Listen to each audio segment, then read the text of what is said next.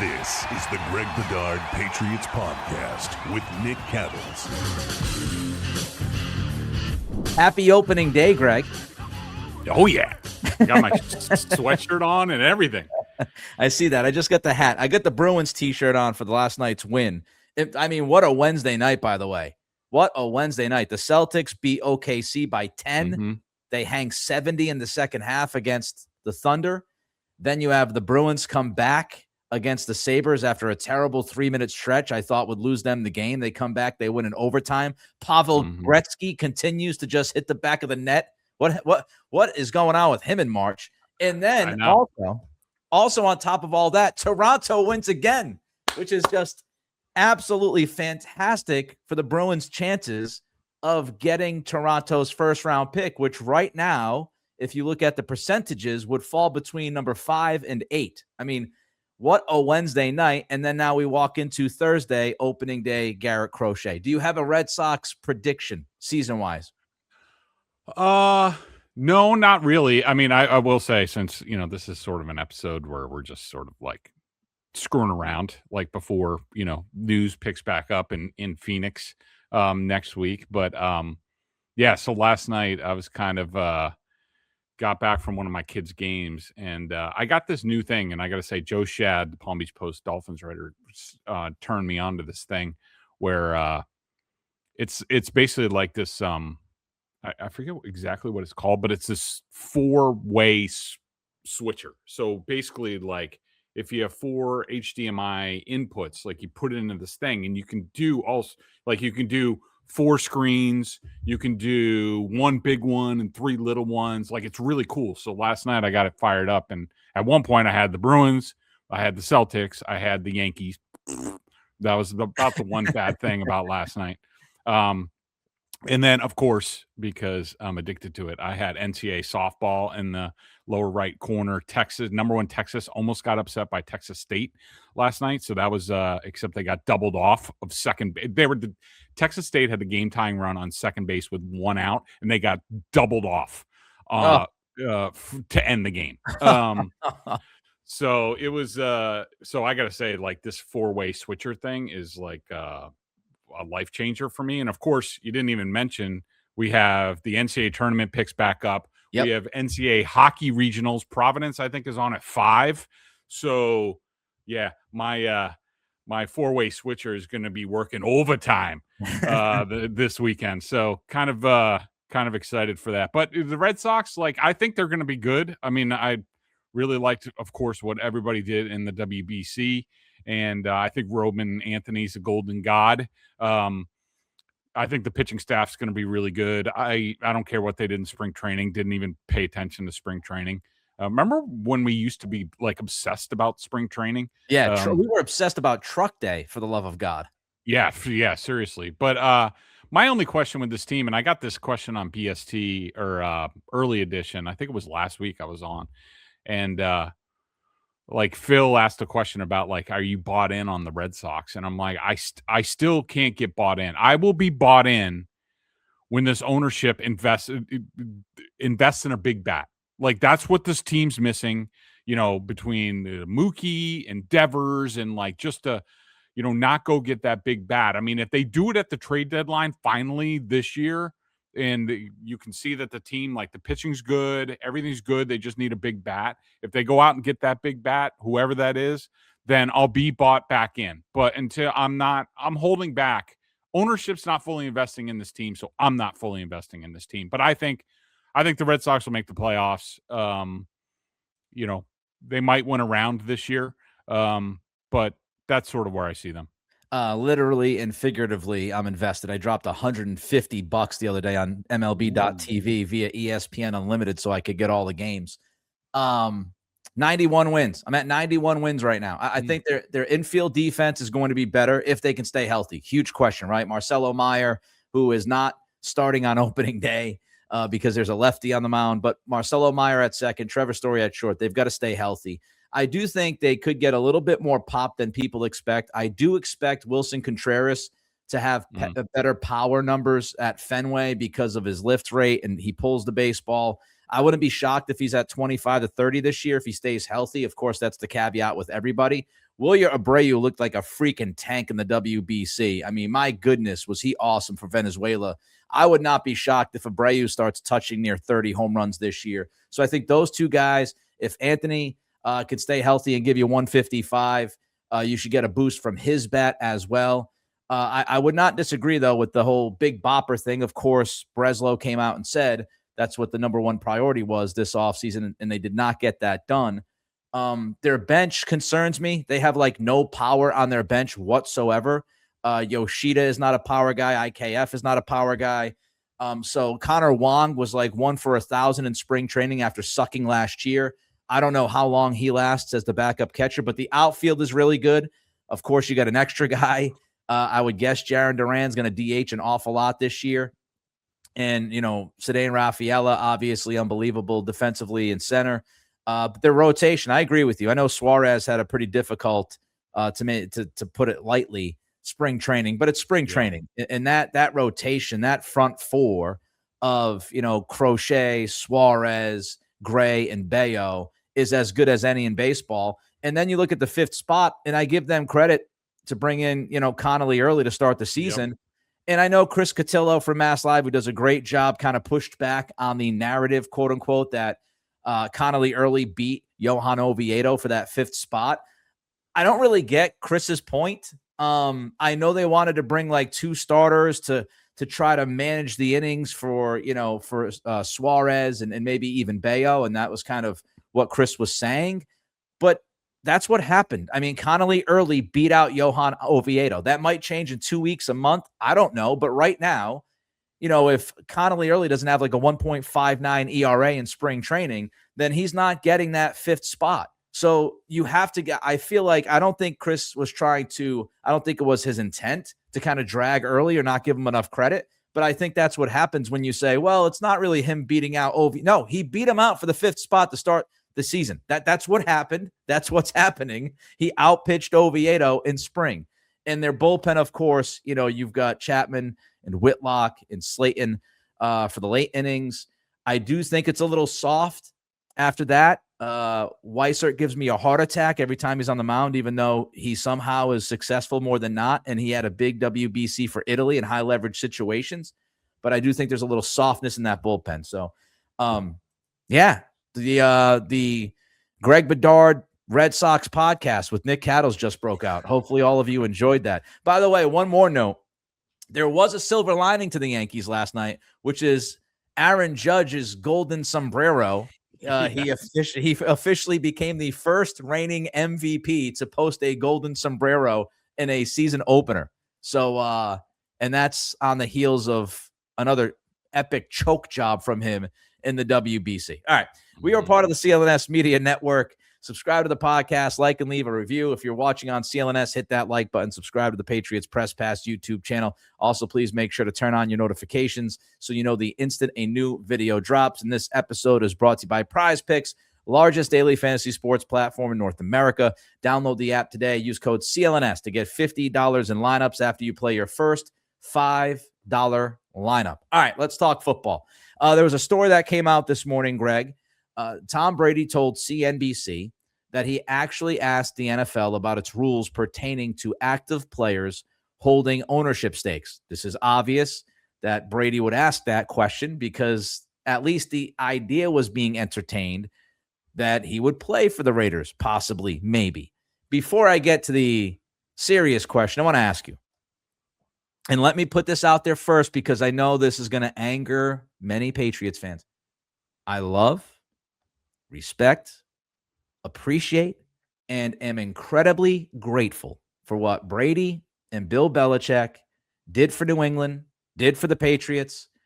It was a magical time, an incredible run, and we should thank them for the rest of their lives. If they walk into a bar and I see them, I'm buying them a drink. With that said, since Brady and Belichick have both left the Patriots organization, who has been more annoying / insufferable to you? Is it Brady or is it Belichick? Well, I will say both certainly have a claim to this award. and good job by you pointing it out. I would say on a consistency, efficiency basis, I would say Tom Brady is off the charts. Belichick is more like he pops up and he's like very high on the douchebag ratio, like, and then he drops off the face of the earth. Like, we haven't heard from him in a while, probably since or at least thought of him or his camp since the Hall of Fame snub. Yeah. Because he popped up the other day because UNC started spring football, and I was like, and I saw him, some press conference thing like popped up because I think I follow UNC football on Twitter because I have no life. And like part of me, like last year, I would have clicked on it and listened to it, but I was just like, no. But Brady is just off the charts. I mean, it's just, there's nothing this guy won't do for a buck. It's amazing. And I know, you know, he got divorced and like all this stuff, but like the people he associates himself with, you know, it just makes my skin crawl. And it just seems like he's always on some sort of grift. There's something, everything that he's doing has to do with money. He's detached from reality. I don't know when he ever spends time with regular people. It's just like, I don't know, by the year, Brady just gets weirder and weirder. And like, I really do not like hearing from him anymore. I wish he would just go away and be quiet and announce football games, I guess, and go to your kids' games. That's all I want from Tom now. I'm cool with him calling games, but and he did get markedly better in year 2, which I expected him to. I mean, everybody was throwing dirt on the guy, you know, the first few weeks of doing a job he had never done before. It's like, can we just be a little bit patient and allow people to maybe develop? That's the impatience in this world is true. And I'm an impatient dude, but about sports and stuff and like careers, you got to give people some time. But yeah, man, he is, it's kind of in your face all the time. And it's like, okay, I just need a breather. And I had somebody ask me on my Patreon one time, I think it was my Patreon member, Terry, who asked me like, why is the Peyton Manning stuff more kind of, why can you absorb that a little bit better and easier than the Brady stuff? And I was like, because Manning's just better at it. You know, like Manning is a pitch man, just like Brady is, but Manning is a little more, he's not even a little more, he's much more natural at it. And he's a little bit more self-deprecating. And he's not like Hollywood. You know what I mean? Like Manning's he comes across as like the everyday man. Whereas Brady, who began his career like that with the Patriots, more and more as we move away from, you know, the infancy of his NFL career, it's just, I don't know how to explain it. I don't want to say shallow because I don't know him personally. And I don't want to say that about somebody that I don't know personally, but it's just, he's just very Hollywood. That's his image right now. And it's a little bit much. And then you read the stuff about Alex Guerrero doing the same stuff in Vegas that he was trying to do in New England. And it's like that whole thing rears its ugly head. But you got Belichick doing his weird stuff, yoga on the beach and, you know, dating Jordan Hudson, who's a hair across everybody's tuchus. It's all strange, man. I really wish. And you have like the measuring contest between Kraft and Belichick that had gone on and still kind of continues somewhat. It's not a perfect world, but I really do wish like it would have been, okay, we just witnessed those two guys do incredible things for the same organization for like 20 years. And then they kind of just moved along gracefully and everybody could just appreciate and embrace what they accomplished. And it wouldn't be so weird, but it's really weird. Like it's really, really weird. With that said, in all seriousness about Brady, he turns 49 in August. Is there any reason, Greg, to even discuss his on-field capability at this point? Well, no, not that now that he's an NFL owner, and of course another grift by him. I really doubt that he put any money into the Raiders. I think he just was on the coattails of this investment banker buddy of his. Of course, it's some obscenely rich guy, but you know, because of his rush to own a part of a team, he's taken himself out of it. Now, I mean, if if that part wasn't there, then I would entertain it because of what Phillip Rivers did. And like Brady would be the perfect guy to, if some contending team suffered a big injury at the quarterback position, like, say like the San Francisco 49ers or, something like that, that Brady, I still think would be capable. He would really not like to be hit, but I think he would be capable of getting the job done, but he took himself out of the running because he, rushed into NFL ownership like as soon as his playing career was over. So I don't want to discuss Brady anymore. I don't want him discussing like whether he can play or flag football or any of this stuff. Like, it's over, bro. There's also like this thing going on where Egan Durbin, who is a billionaire, no idea who this guy is. But there's this whole story that came out last week about, and it was from your guy, Seth Wickersham. And it was about how, NFL owners are scheduled to kind of vote on a Raiders succession plan that would give Egan Durbin the option to purchase a controlling stake. And your other buddy, Burt Breer, popped in and said that Egan Durbin is apparently a Brady guy. So it just feels like the other thing that bugs me too is just, running the organization, which is what he's pretty much doing with Vegas. It's just a little annoying that he continues to do it from Florida and, via Zoom.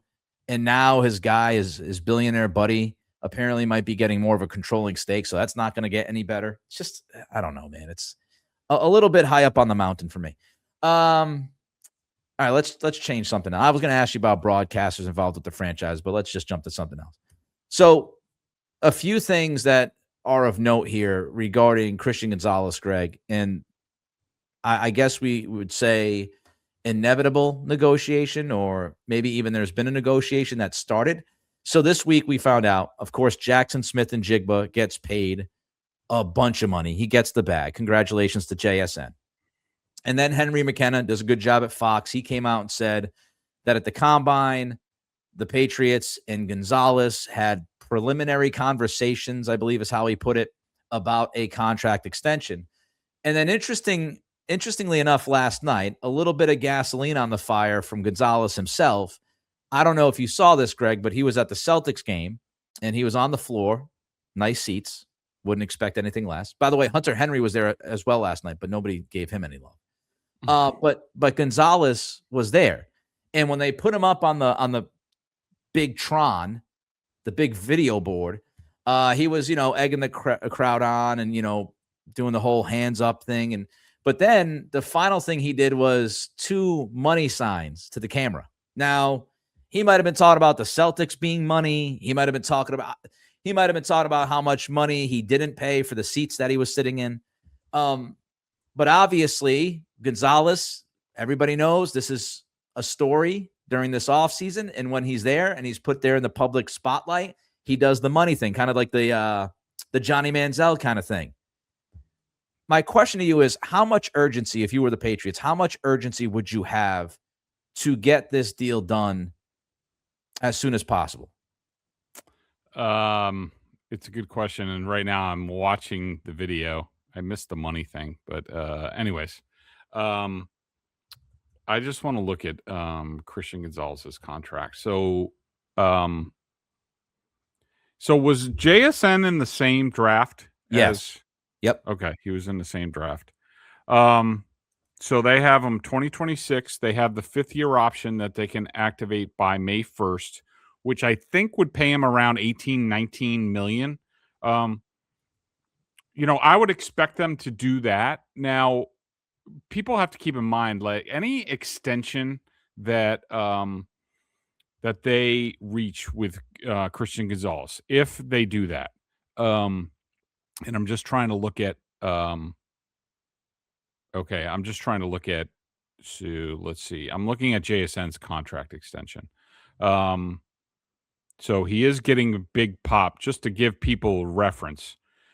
So with his extension this year, JSN is getting about $34 million in cash this year. So he's getting some sort of bump.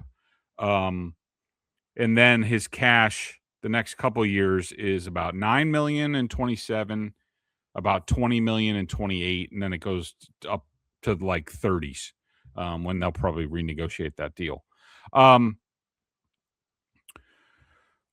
So I mean, look, I don't think that the Patriots are going to have a ton of urgency to get this done now. Maybe we'll see something maybe more towards training camp. I think the Patriots are more focused on, you know, AJ Brown or whatever might happen.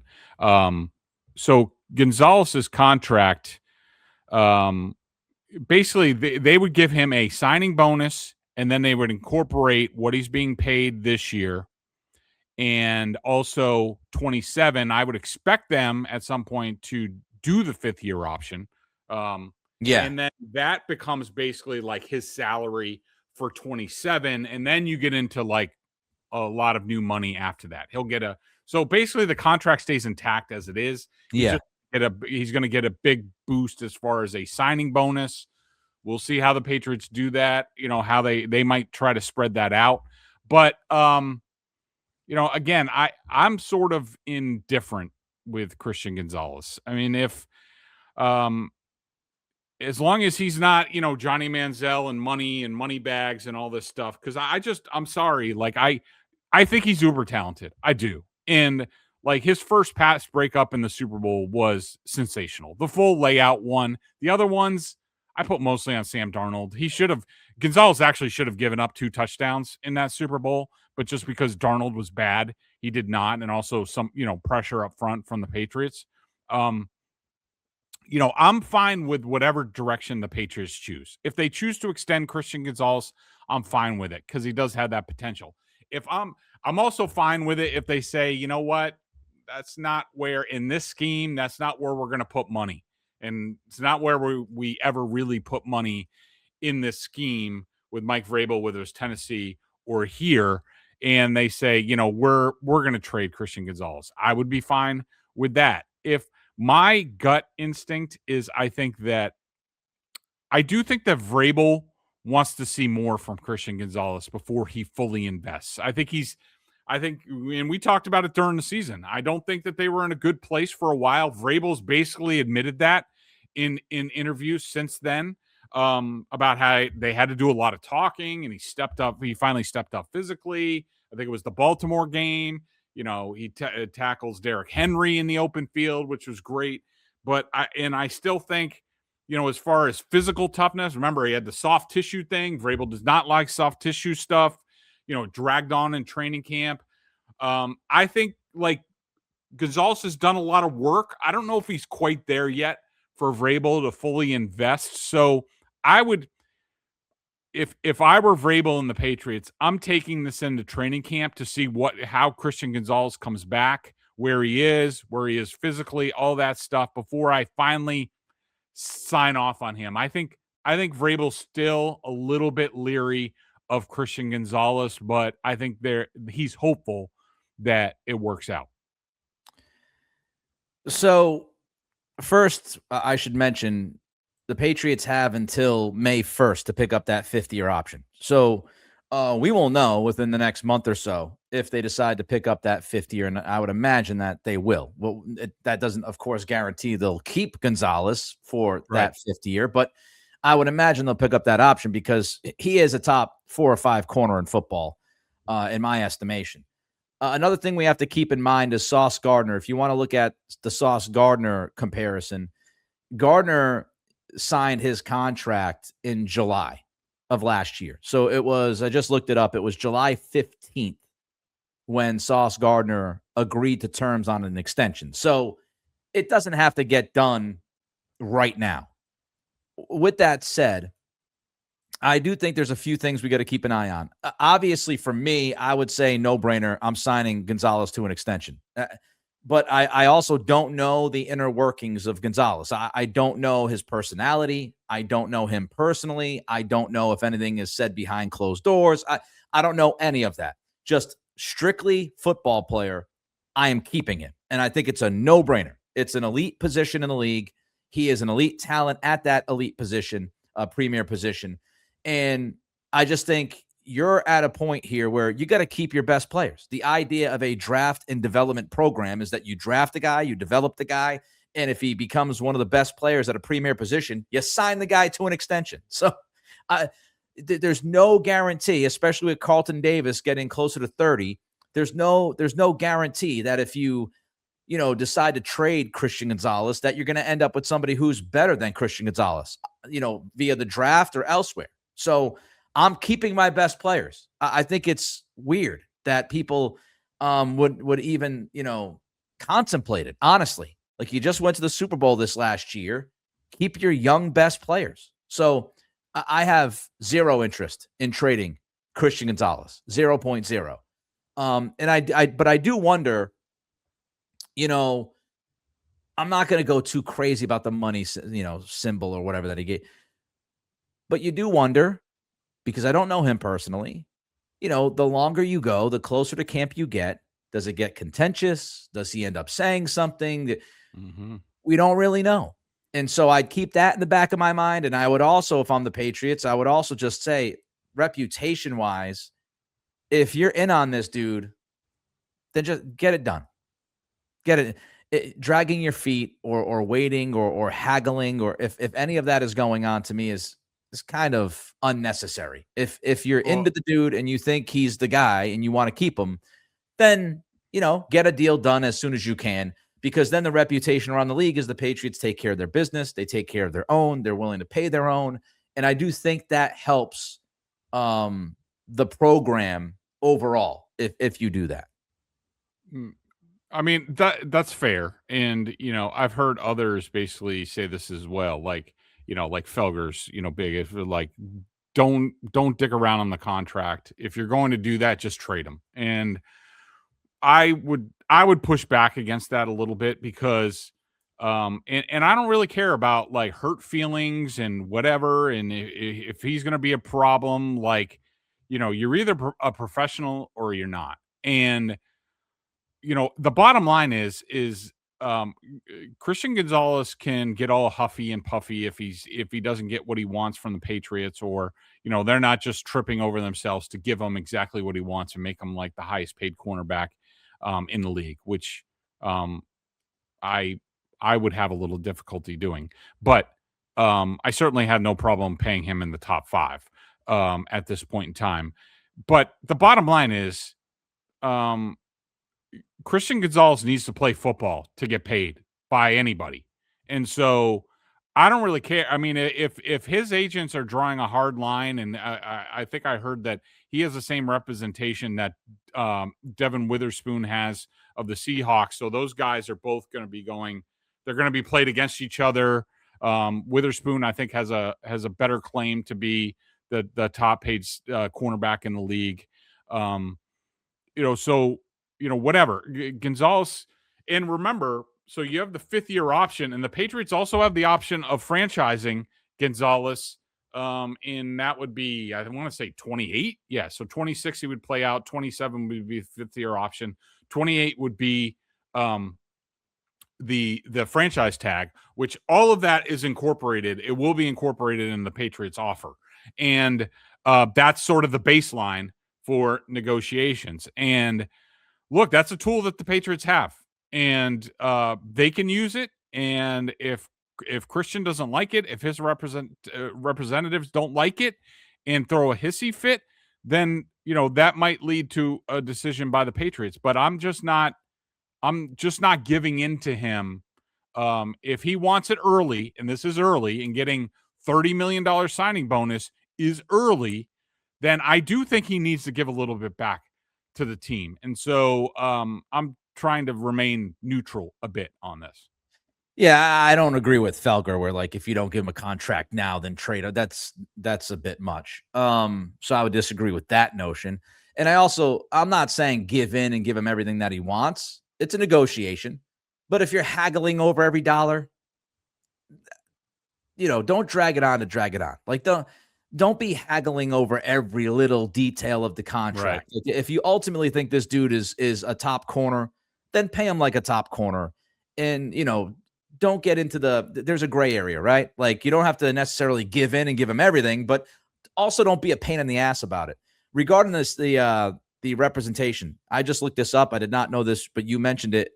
And yeah, they are both, Devin Witherspoon and Christian Gonzalez are both represented by CAA football. And not only that, Gonzalez is represented by 3 agents because, why not? Apparently, Devin Witherspoon is represented by 2, but the 2 that Witherspoon is represented by are 2 of the 3 that Gonzalez is represented by. Who are they? Reginald Johnson, and Tory Dandy. I don't know those guys. Yeah, so Devin Witherspoon is represented by Reginald Johnson and Tory Dandy, and Gonzalez is represented by Reginald Johnston.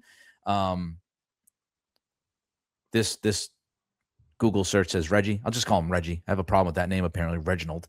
So Reggie Johnson and Tory Dandy, both. And then this name's a hell of a name. Lukman Abdulai is the 3rd person who represents Gonzalez, but they are all under the CAA umbrella. So, yeah, so maybe it's just this could be a situation where the Patriots might be on hold because the agents are trying to get similar deals for both guys, and you might have to wait a little bit to get it done because that's how these things work. Every once in a while. By the way, just while we're on that real quick, did you see CAA represents Trent McDovie, Pat Surtain, Denzel Ward, Devin Witherspoon, and Christian Gonzalez? Talk about cornering the cornerback market. I was going to say cornerback central for CAA, apparently. All right, let's talk about prize picks, Greg, then we'll hit some other things.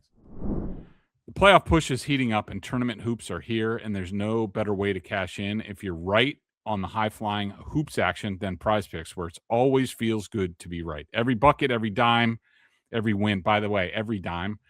Can I just say, I hadn't heard that in practice. I don't watch a lot of NBA, but that I did tune in to forever, by the way, like decades. Okay. Just so it shows you when I sort of tuned out of the NBA. But like I heard, who's the dude who does the Celtics play-by-play, the Syracuse kid? Drew Carter. Drew Carter. I heard him say dime last night. And by the way, and I saw you tweet about something about Scal, and it's okay to, rip the SGA gift calls that he was getting, and I would agree. But holy cow, I tuned in for like 30 seconds to Scal, and I was like, I can't listen to this anymore. Is this on ESPN, please, or TNT or something? And it wasn't, so I had to listen to it and actually turn the volume off. But the we, the us, all this stuff, it just drove me up the wall. But anyways, and with their brand new team pick market, you can now pick game winners, spreads, and totals on top of their player picks you already know. So cash in if you're right during all the clutch baskets, slam dunks, and Cinderellas this spring with team picks on PrizePicks. My favorite thing about PrizePicks is picking multiple sports in the same lineup, with basketball and hockey both pushing, and baseball back today. I can put Jaylen Brown, David Pastrnak, and Roman Anthony in the same lineup and root for them all. PrizePicks is simple to play. Just pick more or less on 2 to 6 player stat projections. If you get your picks right, you can cash in, pick from all your favorite sports, anything from basketball, baseball, hockey, UFC, soccer, golf, basketball, tennis, golf, esports, and more. PrizePicks now has early payouts. If your lineup gets off to a hot start, you may now have the option to cash out those winnings before the game even finishes. Download the PrizePicks app today and use code CLNS to get $50 in lineups after you play your first $5 lineup. That's code CLNS to get $50 in lineups after you play your first $5 lineup. PrizePicks, it's good to be right. Don't forget, $50 for the year. Boston Sports Journal, Bedard, Giardi, tag teaming on the Patriots with film and the best sources around. All right, I just want to get to this report from you a few days ago. And I talked about it Locked On Patriots. Hey, you scared me. I turned on my Twitter mentions today, and I got Nick Cattles coming after me. I was like, what? Huh? What? So you had a report. It was a sentence in your writing of I think it was the AJ Brown blind spot Vrabel story. And yeah, we also talked about it on the podcast at one point in time. Yeah. In this, it says that the Patriots, I believe we talked about it before the Romeo Doubs signing. I believe, but whatever. But the report, the line that you have in the story is that some with the Patriots, not everybody with the Patriots, but some people with the Patriots believe the wide receiver room is quote unquote just fine. And they want to bank on the internal development. First, I just want to ask you, do you agree with that assessment? Would you be, if you worked for the Patriots, would you be one of those people that would say that? Yes, I would. For these reasons. Number one, and I was just looking through it like before we came on. You go to profootballreference.com and you look at the team offensive stats from this past year, whether it's team stats, passing stats, advanced stats. The Patriots are like off the charts in terms of they're basically top 5 in everything this past year. And that was with a new system, with a bunch of new players, all that stuff. So a lot of unproven guys. And let's also keep in mind that was with, I would say, between Drake May and the offensive line, average pass protection at best, not much of a running game. I mean, it was explosive at times with Travion Henderson, and obviously Stevenson did well down the stretch.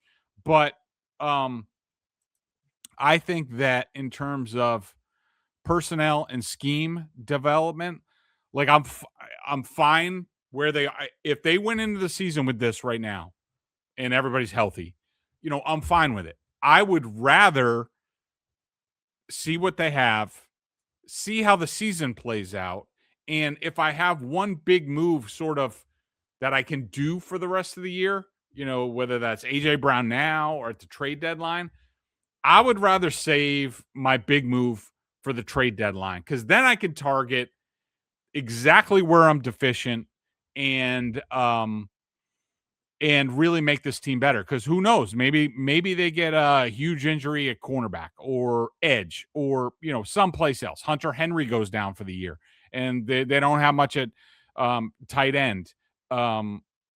So yes, I think with what Josh McDaniels and Drake May were able to do in year one, I'm fine with letting it play out. See Romeo Doubs. I have hopes if he stays healthy that he's going to be 1,000-yard receiver and replace, if not exceed, a lot of what Stephon Diggs did this year.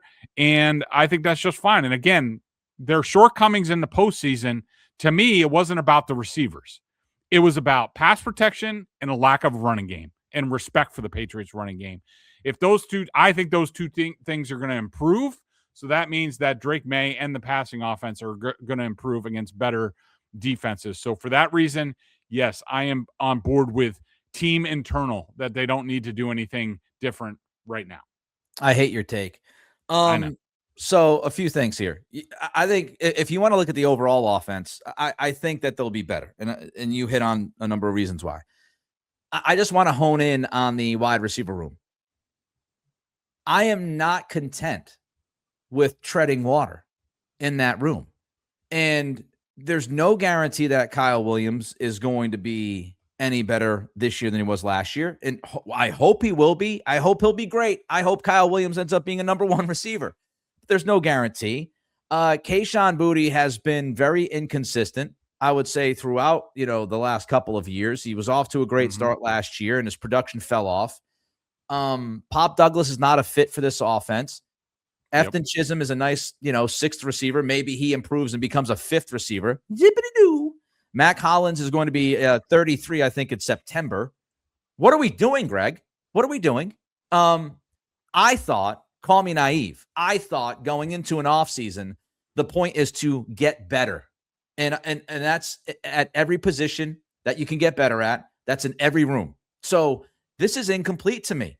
If you tell me that you're kicking the football off week 1 and all you did in the receiver room was replace Stephon Diggs with Romeo Doubs, that is not enough. That is not enough. Okay. Let me just say one thing I forgot to say was, another, I would say, within the first 2 days draft pick. That would be sort of mandatory for me. Right. So, and here's the thing. That would be another, and I'm not against them drafting a receiver, obviously. But that would be another, we got to hope that guy can make an immediate impact. We got to hope that guy is going to be, as good as we think he's going to be.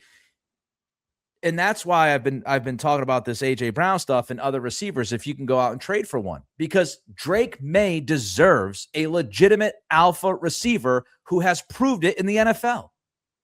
Like, yes, you can draft a guy, but to get the guy at 31 is difficult. And if you asked me, would you want to draft somebody who you're high on, or do you want to get somebody who has been proven for the next 2 or 3 years? It is the latter, not the former. I want Drake May to be supported as much as humanly possible.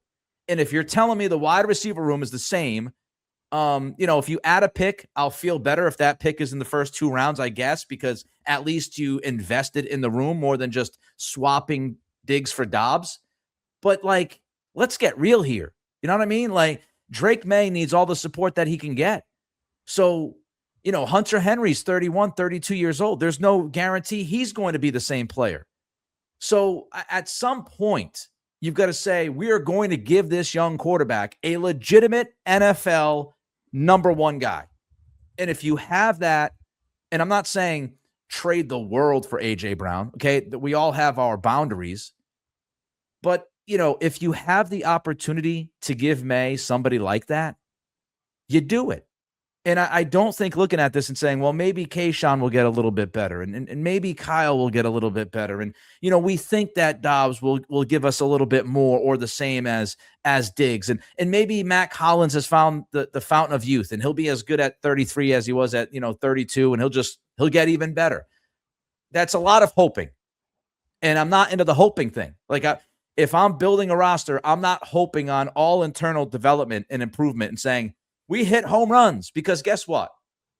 If none of those guys improve, or it's a very, very slight improvement, your schedule, I think, this year is tougher than last year on paper. You never know until we get through the draft and all that stuff and injuries. But right now on paper, that schedule coming up is much tougher than 2025's. So if you're playing better teams, you have to be a better team.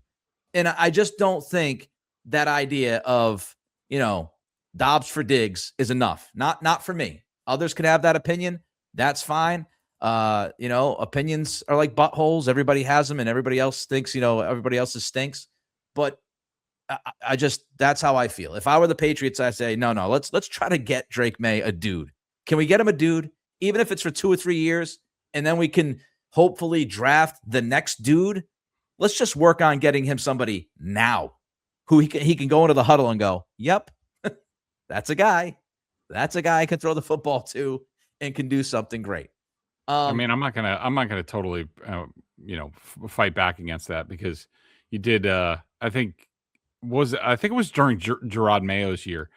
Didn't I say hope is not a plan? Didn't I rail against hope is not a plan? Oh yeah, like that was 50 times. Slogan. Was that year? Yeah, that was like a political. It was like so Greg Bedard 2024. It was like, picture like a political sign in the front yard of Patriots fans' houses. It would be Greg Bedard 2024.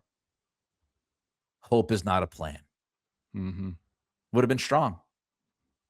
Would have been strong. Now Nick's borrowing it, and he's on his front yard. I'm just ripping your shit. I'm just yanking it. I'm taking it from you. Deal with it. By the way, do you mean this? Your zippity doo? Do you try to sound like Billy Madison, or is that just my ear? I got home from the bar last weekend after, or was it 2 weekends ago? I don't know. And Kelly and I randomly, I think it was last week, we randomly fell into watching Billy Madison for a little bit. And I was like, wow, everybody looks so young. Like, Adam Sandler looks so young in that movie. It freaked me out. We're not going to get to the mailbag this week. Shocker. We'll get to him next time. But I do have one more question for you before I get to that question. Don't forget CLNS YouTube channels, behind the scenes content, tons of Celtics content for you. The NBA history channel, of course, we mentioned the Patriots press pass earlier, and Bruins Ringside as they continue their push to get to the playoffs. PrizePicks, download the app today. Use code CLNS. Get $50 in lineups after you play your first $5 lineup. All right, so we've got the ownership meetings coming up. It's next week, I believe, right? Yeah, it's Monday and Tuesday, basically. And Greg makes it a point to go to every single one of these because they're always in nice areas. which is a truly veteran journalist move. But what questions do you think, Greg, Robert Kraft and Mike Vrabel should be asked in Arizona? So I would say, I mean, look, I can't wait to, expect Howie Roseman to get peppered. Now, like GMs don't have like an availability, but I assume Howie's going to talk to Philadelphia reporters at some point in time, and the New England contingent will be there. So we'll get a few more sound bites on Howie. Not that, I mean, Howie has said in the past, he'd be like, we're not going to trade that guy, and then he trades him. So it doesn't really matter what he says. I'm wondering, so for Kraft, I will ask him some sort of, this year I will not ask him, which I kind of rankled him last year when I was basically like, when are you giving up control of the team? Basically. He did not like that question. I think coming off a Super Bowl, I don't think I'll be asking that. But I will ask him some sort of pointed question. I got to figure out how I'm going to phrase it. I could predict his answer right now, but something along the lines of the spending and, the 3-year quote that he had last year when I asked him about that. If you look at my numbers that I posted on BSJ, right now it's almost identical with a little bit of inflation. Yeah. The Patriots, I think at this point in time, are about $11 million cash over cap over the last 3-year period. The previous 3-year period, when they spent big in 2021, they ended up cash over cap $7 million. So that 3-year smoothing out that we've talked about ad nauseum has happened to this point. Obviously, A.J. Brown would take it to another level if that would happen. So I need to ask Kraft something about that and about whether he is happy where the spending is right now. Is this what he had in mind when he talks about the 3-year cycle and smoothing out the spending if you go big, which they spent, I would say, about $50 million more in cash last offseason than they have this offseason, which we figured would happen.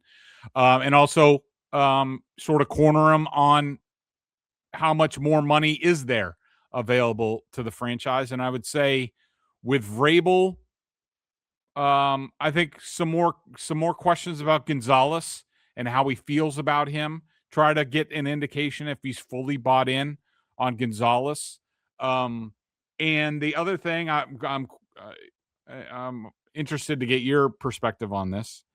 Do you think I should sack up and ask him a question basically along the lines of, hey, Mike, do you think you have a blind spot for your former players, and namely Harold Landry, Kevin Byard, and possibly A.J. Brown? So I don't know if he knew what I wrote or have talked about, but it might be worthwhile facing the music on that from one Mr. Vrabel.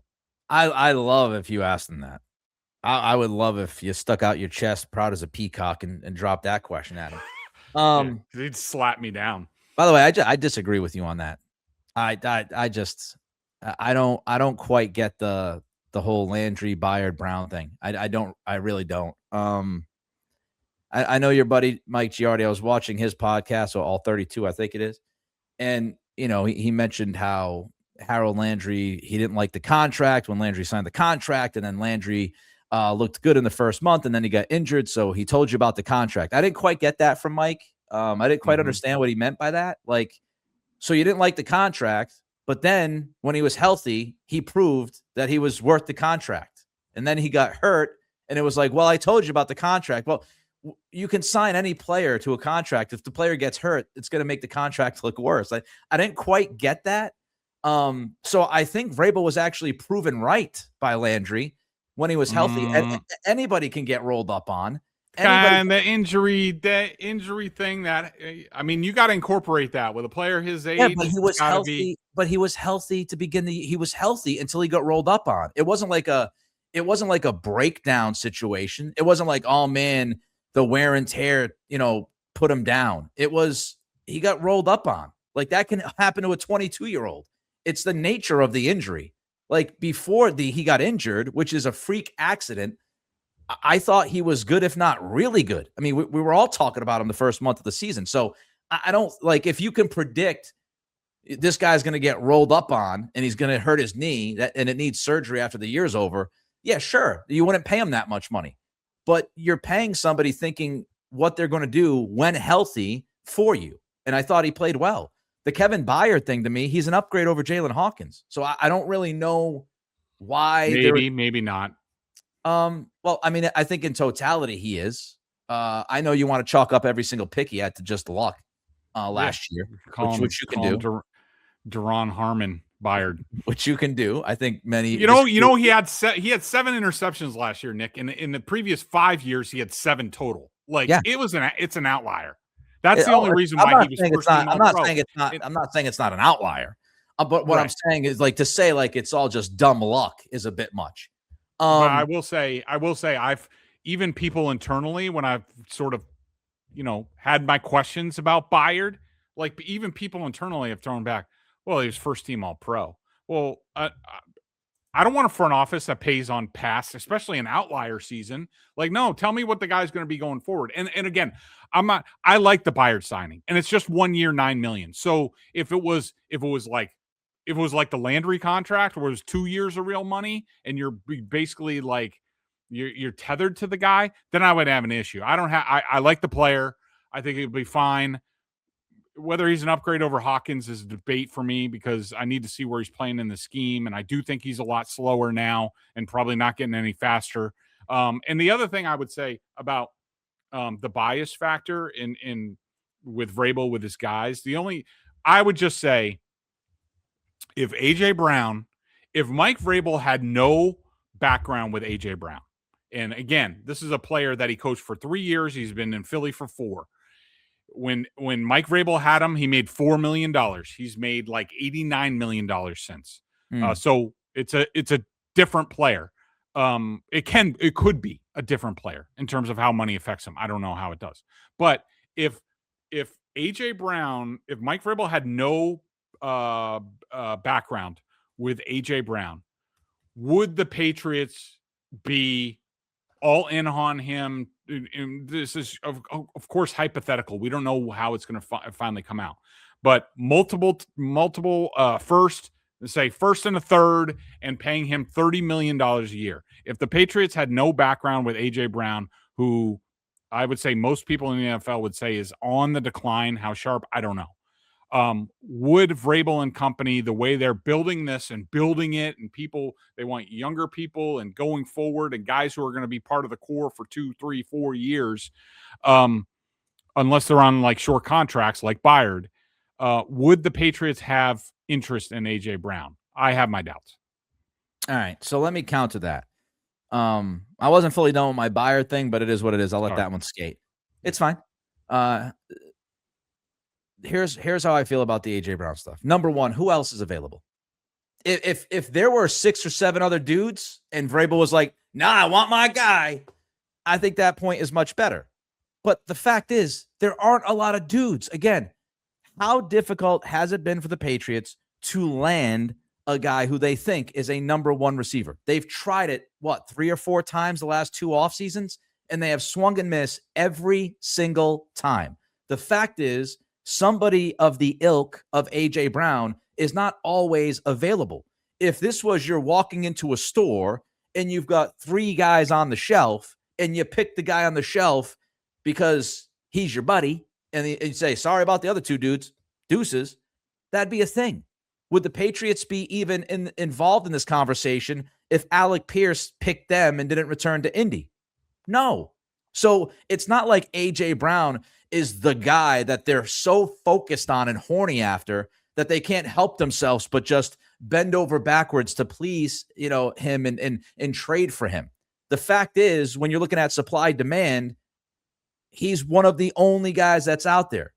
Were you going to overpay dramatically for Jalen Waddle? We already discussed that last episode, and your answer was no. So who's available? That is, as I mentioned earlier in this podcast, who's available who is actually a legitimate dude in the league that's proven that can help your young quarterback? So that's number one. Number two, my question would be, would you rather have them not have a background? Would you rather invest in a guy who might not look as great on film and spend draft picks on somebody who has no relationship with anybody on the staff?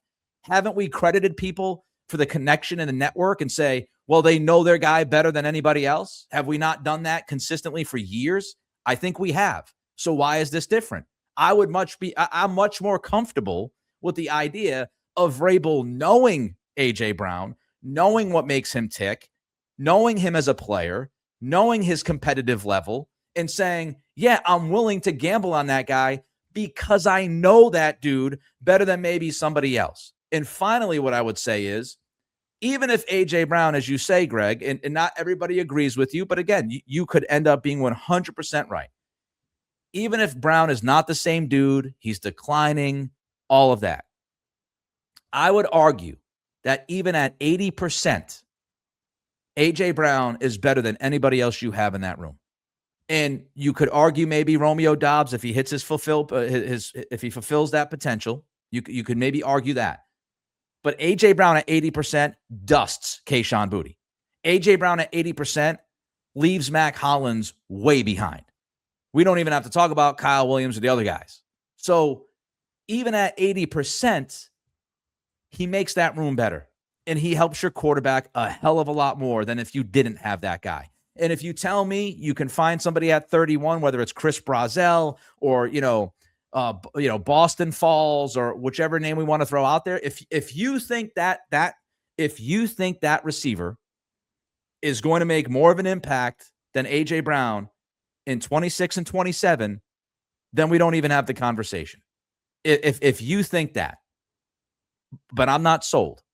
So that's, I think, where we're at. And I don't think it's about Vrabel, sending Valentine's Day gifts to A.J. Brown and Harold Landry and Kevin Byard. I think it's all those things I mentioned.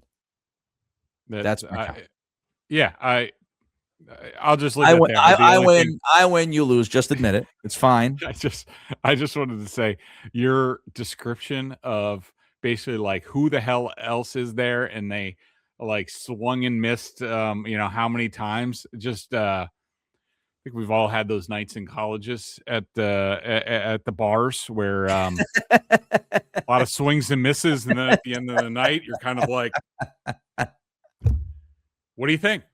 Let's go." All right. You get a lot of no's. You're just looking for a yes, Mm-hmm. and it doesn't mean that A.J. Brown is just, only that. But yeah, I mean, you keep trying, and then not only that, he wants to be in New England. Like, and I know you're going to poo-poo it, and I get why. I totally get why.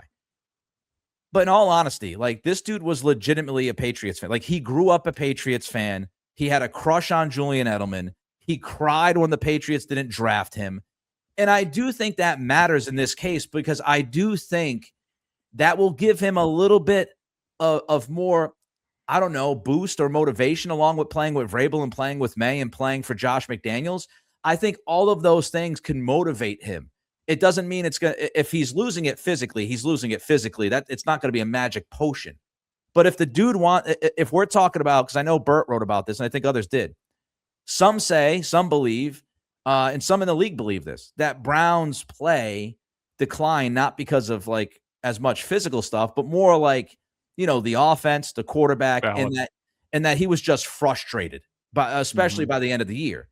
So if he walks in, man, and the slate is clean, and he's got his guy Vrabel, and he's looking across the room, and he's got Drake May and Josh McDaniels, and he can believe in this offense, and he's playing for the team that he grew up wanting to play for and felt jaded by when he wasn't drafted, and he has a chance to put that uniform on, I do think, that could be a little extra motivation. And if it was last year, the fact that he was just kind of disenchanted by everything that was happening in Philly, I think you get full buy-in from him.